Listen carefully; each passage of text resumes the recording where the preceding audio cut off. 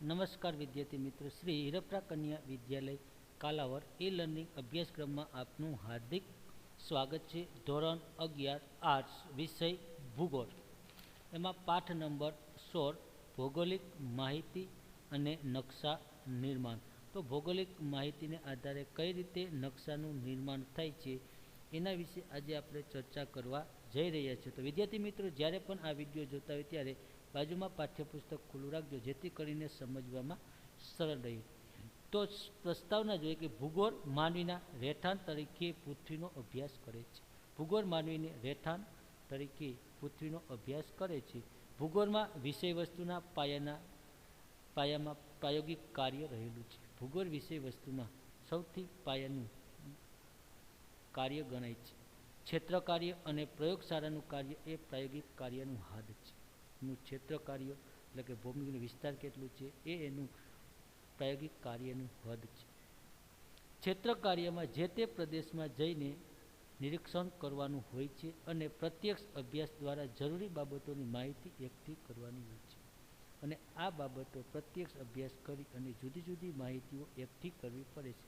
તેમાં વિશ્વસનીયતા સાહિત્ય કે અહેવાલની મદદથી લેવાય છે, અને આ માહિતી તમારી વિશ્વસનીયતા સાહિત્ય કે અહેવાલ દ્વારા આ માહિતી લેવાય છે। અભ્યાસક પાસે સંશોધન કાર્યની સૂઝ અને આવડતો જરૂરી છે। એટલા માટે જે વ્યક્તિ સંશોધન કરતો હોય એની પાસે એની સૂઝ, એની આવડત, એનું કૌશલ્યતા હોવું જરૂરી છે। આ માહિતીના આધારે પ્રયોગશાળામાં આધુનિક આલેખ પદ્ધતિઓની મદદથી નકશા તથા આલેખ ચિત્રો સાહિત્યનો જે તે પ્રદેશનો ભૌગોલિક અહેવાલ તૈયાર કરવામાં આવે છે। આ માહિતીને આધારે પ્રયોગશાળામાં આધુનિક નકશાલેખન પદ્ધતિઓની મદદથી એના નકશા તથા આલેખ ચિત્રો સહિત જે તે પ્રદેશના ભૌગોલિક અહેવાલો તૈયાર કરવામાં આવે છે। તો નિર્ધારિત ભૌગોલિક વિસ્તારના નકશા નિર્માણનું કાર્ય કરવા માટે કેટલીક પાયાની બાબતો જાણવી ખૂબ જ જરૂરી છે। તો આ પ્રકારમાં નકશા નિર્માણ પહેલાં કઈ કઈ બાબતો વિગતોની માહિતી જરૂરી છે એ વિશે આપણે સમજીએ।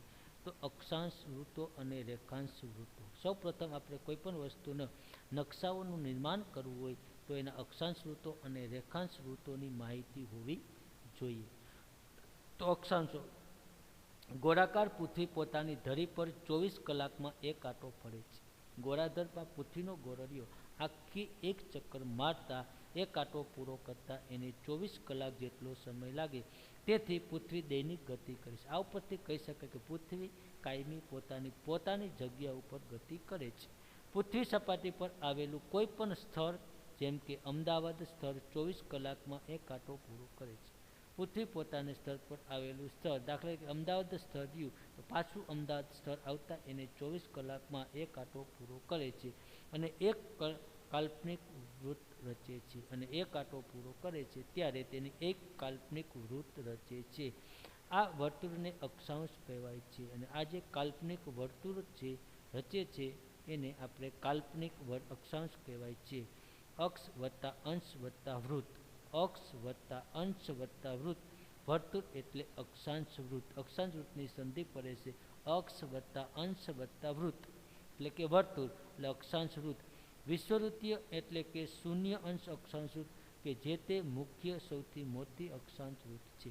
ખાસ વિદ્યાર્થી મિત્રો, અક્ષાંશ વૃત્તમાં સૌથી શૂન્ય છે એ અક્ષાંશ વૃત્ત છે, એટલે કે શૂન્ય અંશ અક્ષાંશ વૃત્ત છે, જે એ સૌથી મોટી અક્ષાંશ વૃત્ત છે। ઘણી વખત પ્રશ્ન પૂછાય કે સૌથી મોટામાં મોટી અક્ષાંશ વૃત્ત કઈ છે, તો વિષુવવૃત્તીય એટલે કે શૂન્ય અંશ અક્ષાંશ વૃત્ત એ મુખ્ય સૌથી મોટામાં મોટી અક્ષાંશ વૃત્ત છે। અન્ય મહત્વના અક્ષાંશ વૃત્ત કર્કવૃત્ત કેટલી છે, તો કે 23.5 કર્કવૃત્ત જોવા મળે છે 23.5 અંશ, એટલે કે ઉત્તર અક્ષાંશ। મકર વૃત્ત જોવા મળે છે 23.5 દક્ષિણ અક્ષાંશ। ઉત્તર ધ્રુવ 66.5 ઉત્તર અક્ષાંશ। દક્ષિણ ધ્રુવ 66.5 દક્ષિણ, અને ઉત્તર ધ્રુવ 90 અંશ ઉત્તર, અને દક્ષિણ ધ્રુવ એ 90 દક્ષિણ। આ રીતે ખૂણા રચાય છે। કર્કવૃત્ત 23.5 કયું આવે, તો કે ઉત્તર અક્ષાંશ। મકર વૃત્ત તો 23.5 પણ શું આવે, દક્ષિણ અક્ષાંશ વૃત્ત। પછી ઉત્તર ધ્રુવ તો 66.5 ઉત્તરે, દક્ષિણ ધ્રુવ તો 66.5 દક્ષિણે. પછી ઉત્તર ધ્રુવ, યાદ રાખજો. પછી ઉત્તર ધ્રુવ, પહેલાં છે ઉત્તર ધ્રુવ વૃત્ત. પહેલાં આવશે ઉત્તર ધ્રુવ વૃત્ત 66.5 ઉત્તરે, દક્ષિણ ધ્રુવ વૃત્ત 66.5 દક્ષિણે, પછી ઉત્તર ધ્રુવ 90.5 90 ઉત્તરે, અને દક્ષિણ ધ્રુવ 90 અક્ષાંશ દક્ષિણે જોવા મળે છે. વિશ્વમાં એ સૌથી મોટી અક્ષાંશ, વિશ્વમાં એ સૌથી મોટી અક્ષાંશ ઋતુ છે, જે પૃથ્વીના ગોળામાં બે સરખા ભાગ પડે. અક્ષાંશ વિશ્વવૃત્તિ એ સૌથી મોટામાં મોટી અક્ષાંશ વૃત્ત છે. એ પૃથ્વીના બે સરખા શું કરે છે? ભાગ પડે છે. ખાસ યાદ રાખજો, જે આ વચ્ચેનો જે આ ભાગ રહ્યો, અહીંથી પૃથ્વીના બે વિશ્વવૃત્તીય પ્રદેશોમાં બે ભાગ પડે છે. અક્ષાંશ ઋતુઓ એકબીજાને સમાંતર છે, અને અક્ષાંશ ઋતુઓ એકબીજાને કેવી છે? સમાન. બે ક્રમિક અક્ષાંશ વચ્ચેનું સપાટી પરનું વાસ્તવિક અંતર 101 મીટર 111 મીટર છે. એક અક્ષાંશ અને બીજા અક્ષાંશ વચ્ચેનું અંતર, એક અક્ષાંશથી બીજા અક્ષાંશ વચ્ચેનું અંતર તમને કેટલું જોવા મળે છે? તો એક અક્ષાંશ અને બીજા અક્ષાંશ વચ્ચેનું અંતર 111 મીટર જેટલું, 111 કિલોમીટર જેટલું જોવા મળે છે. તેઓ એકબીજાને સમાંતર આવેલું છે, અને તે મોટા ભાગે એકબીજાને કેવા છે? સમાંતર. આમ અક્ષાંશ વિશ્વવૃત્તીય ઉત્તર ધ્રુવમાં 90 અને દક્ષિણમાં 90 છે. ઉપર ભાગનો 90 અને નીચેના ભાગમાં 90 અંશ જોવા મળે છે. આપણે વિશ્વવૃત્તીય આ ઉત્તર ગોળાર્ધ, આ દક્ષિણ ગોળાર્ધ, અને ઉત્તર ધ્રુવ અને આ પૂર્વનો દક્ષિણ ગોળાર્ધ. ઉત્તર ધ્રુવ અને પૂર્વ ગોળાર્ધ અને દક્ષિણનો ગોળાર્ધ જોવા મળે છે. તો આ રીતે વિશ્વ જોવા મળે છે.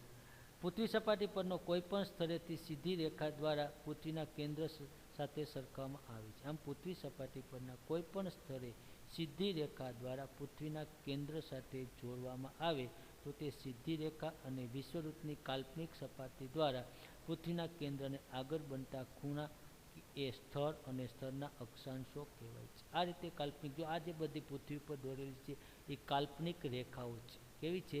કાલ્પનિક રેખાઓ છે. આ કાલ્પનિક રેખાઓને આધારે પૃથ્વી સપાટી પર જે ખૂણાઓ રચે છે એ ખૂણાને સ્થળ અથવા સ્થળનું અક્ષાંશ કહેવામાં આવે છે.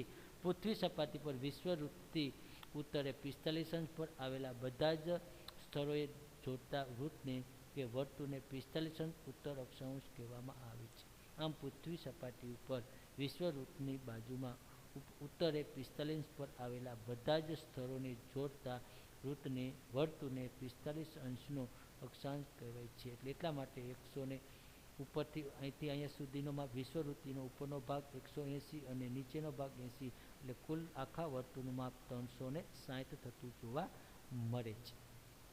આ પશ્ચિમ ગોળાર્ધ ભાગ, આ ઉત્તર ગોળાર્ધ ભાગ મળે છે, આ દક્ષિણ ગોળાર્ધ ભાગ મળે છે, પૂર્વ ગોળાર્ધ અને ઉત્તર ધ્રુવીય પ્રદેશો. આ જે ભાગ રહ્યો એને ઉત્તર ધ્રુવીય પ્રદેશો કહેવામાં આવે છે. આ તો પૃથ્વી ગોળા પર અક્ષાંશ વૃત્ત અને રેખાંશ વૃત્ત. પછી કોની અંદરથી અક્ષાંશ અને માપનનું, આ જે અંદરના ભાગની અંદર જે માપ આપ્યું છે તે 0 થી 10, 20, 30, 40, 50, 60, 70, 80 અને 90.